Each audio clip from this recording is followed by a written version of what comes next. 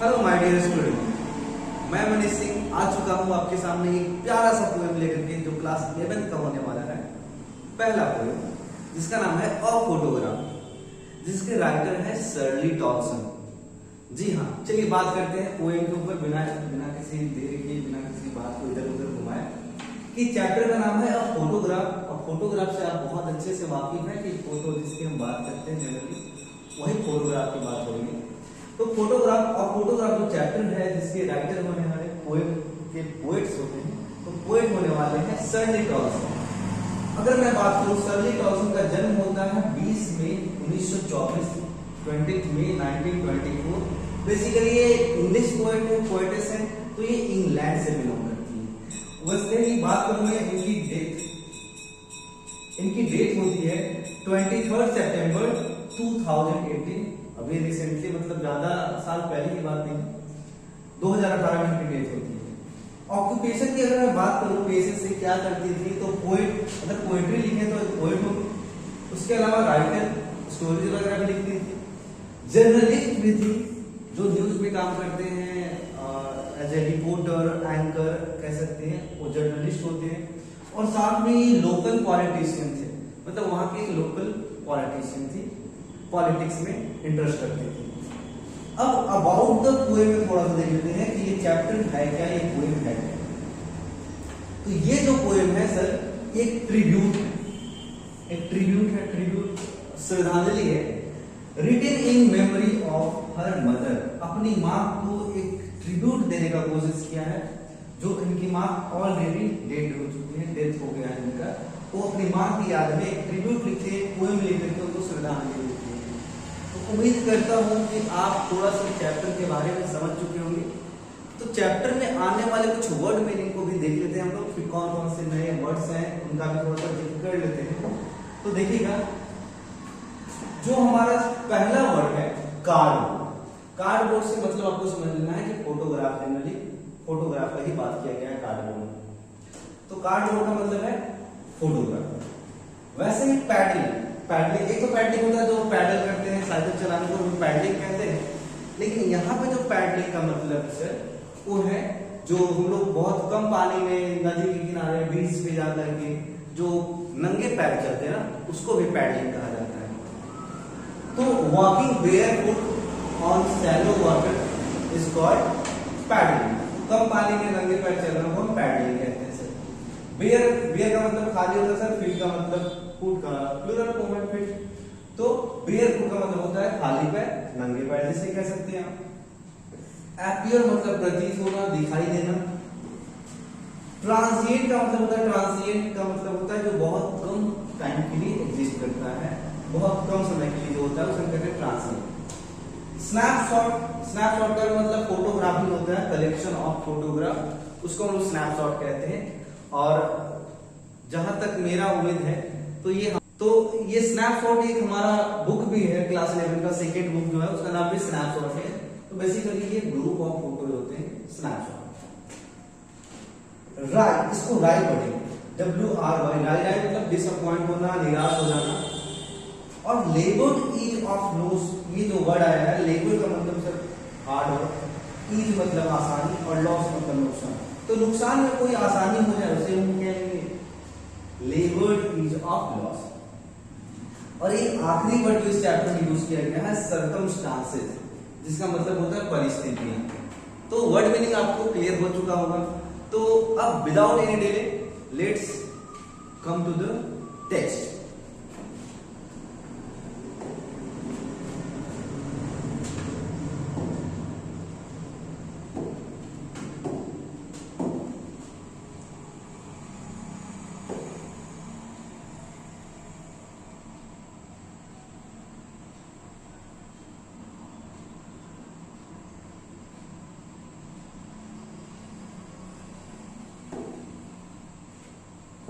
तो चलिए पोएम को वर्ड बाय वर्ड में पढ़ूंगा और आपको समझाने की कोशिश करूंगा।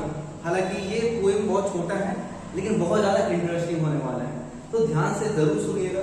पेन पेपर पेंसिल अगर रखें तो नए वर्ड को आप लिख कर सकते हैं, नोट कर सकते हैं। तो देखिए हमारा अब हम लोगों का पोएम शुरू होता है कुछ ऐसे कि the cardboard shows me how was when the two girls cousin went paddling। ये हमारा एक कार्डबोर्ड का मतलब हमने आपको बताया फोटोग्राफ। तो बेसिकली फोटोग्राफ में दिख रहा है सर, सो मतलब दिख रहा है कि जो दो लड़कियां दोनों का दोनों क्या है, कजन्स। कजन्स मतलब चचेरी भाई बहन को कजन कहते हैं। तो एक फोटो है सर, उस फोटो में दिख किया गया दो लड़कियां कैसे पैडलिंग के लिए रेडी हो रही, पैडलिंग के लिए जा रही है। पैडलिंग मतलब बीच पे जाने की तैयारी कर रही है। Each one of my mothers, each one holding one of my mother's hand and see the big girl some 12 years or so। अब वहां पे कितनी दो लड़कियां तैयार हो रही है, दोनों कजन्स हैं, और बोलती हैं कि ईच वन मतलब हर वो लड़की इनकी माँ का हाथ पकड़े हुए। अब शर्ली टॉल्सन की माँ का हाथ पकड़े हुए, और जो उसमें बड़ी लड़की है उनका उम्र लगभग 12 साल या उससे थोड़ा बहुत बड़ा बताया गया है। तो ये 4 लाइन में बोला गया कि कैसे एक फोटो में दिखाई देता है कि दो कजन्स हैं, वो पैडलिंग के लिए जा रही हैं और एक दूसरे ने पोएट की मां का हाथ पकड़े हुए। All three stood still, all three, तीन का जिक्र किया गया। तीन कौन है, दो तो कजन्स हैं और एक शर्ली टॉल्सन की मां। 3 लड़कियां उस फोटो में है। All three stood still, smile through their here at the uncle with the camera. और तीनों लड़कियां बिल्कुल एकदम स्ट्रेट होकर के खड़ी है फोटो में और कैमरा के सामने फोटो खिंचवा रही है। और फोटो खींचने का काम कौन कर रहे हैं, उनके अंकल। उन तीनों लड़कियां के अंकल फोटो खींचने का काम कर रहे हैं। और जब फोटो खींचा जा रहा बीच पे है, बीच पे हवाएं चलती हैं, तो हवाओं के बीच से उनका चेहरा दिख रहा है, बाल से ढका हुआ चेहरा, और उन बाल के बीच से प्यारा सा स्माइल झलक रहा है। A sweet face, my mother's that was before I was born। अब बोले राइटर की माँ का जो फेस था बहुत स्वीट हुआ करता था इस समय पे। कब स्वीट हुआ करता था, कब खूबसूरत हुआ करता था, जब उनकी जन्म नहीं हुई थी। बिफोर आई वाज बोर्न, जब राइटर का जन्म नहीं हुआ था, पोएट का जब जन्म नहीं हुआ था, उससे पहले उनकी माँ का फेस बहुत खूबसूरत हुआ करता था। And the sea which appeared to have changed lace and washed their terribly transient fish। अब यहाँ पे कहने का जो मतलब है कि terribly transient fish मतलब ये जो लड़कियां हैं, जो फोटो में 3 लड़कियां हैं, उनका बताया गया है कि वो टाइम के साथ चेंज हो जाएंगे, गायब हो जाएंगे। लेकिन वहां पे जो सी है ना, जो समुद्र है, वो हमेशा रहने वाला है, कभी चेंज नहीं होने वाला है।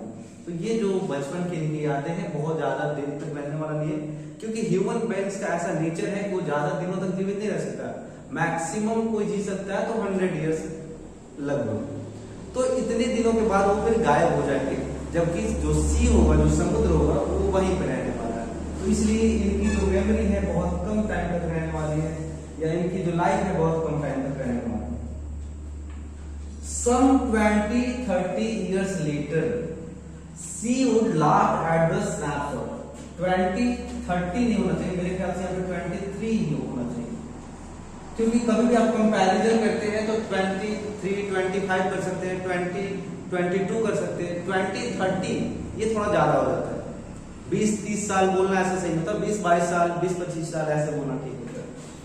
तो some 23 years later she would laugh at the snapshot। snapshot का मतलब अभी बताया गया, फोटो होता है। तो लगभग 23 साल के बाद उनकी जो माँ है ना, उस फोटो को देख करके हंसा करती थी। कौन से फोटो को देख करके हंसा करती थी, वही फोटो जिसमें 3 लड़कियां बिल्कुल सीधी खड़ी हैं, एकदम स्ट्रेट खड़ी हैं। See Betty and Dolly, she would say and look how they dressed us for the beach. अब उस फोटो में देख करके ये हंसती है कि देखो देखो कैसे जो बेटी है और जो डोली है ना, वो तैयार हो रही है, कैसे सज रही है, कैसे संवर रही है बीच पे जाने के लिए। कहने का मतलब ये है कि लगभग 23 साल के बाद उनकी माँ फोटो को देख करके हंसा करती थी कि देखो कैसे बेटी और डॉली जो दो लड़कियां थी कैसे तैयार होती हैं, कैसे बीच पे जाने के लिए तैयार हो रही हैं। The sea holiday was her past, mine is her laughter, and both rhyme with the labored age of love। अब कहने का मतलब ये है सर कि ये दोनों का कुछ ना कुछ मेमोरी है, राइटर का भी कुछ मेमोरी है और राइटर की माँ का भी कुछ मेमोरी है। राइटर की माँ का क्या मेमोरी है कि वो बचपन में बीच पे जाती थी, वो सबसे प्यारा मेमोरी उनका। लेकिन राइटर का सबसे प्यारा मेमोरी है कि उनकी माँ जो हंसा करती थी ना फोटो देख करके, वो सबसे अच्छा उनका पल था, यादगार पल था, अच्छा मेमोरी। तो दोनों का अपना अपना मेमोरी है। एक का बीच वाला जो बीच पे जाने वाला उनकी माँ का है, और पोएट का है जो उनकी माँ फोटो देख करके हंसा करती थी। और जब दोनों का दोनों ये जो मेमोरी है ना, बस उन्हें क्या करता है, राय बोले तो निराश कर देता है, डिसअपॉइंट कर देता है। Now she has been dead nearly as many years as that girl lived। अब उनकी माँ को मरे हुए उतने ही साल हो चुके हैं जितना उस फोटो में लड़की का उम्र का जिक्र किया गया है। तो उस फोटो में लड़की का उम्र का जिक्र किया गया था 12 साल। तो यहाँ पे आप देख सकते थे कि सम 12 years old बोला गया था। तो 12 साल उनकी माँ को मरे हुए भी हो चुका है। And of these circumstances there is nothing to say at all। circumstances का मतलब वो बताया था परिस्थिति।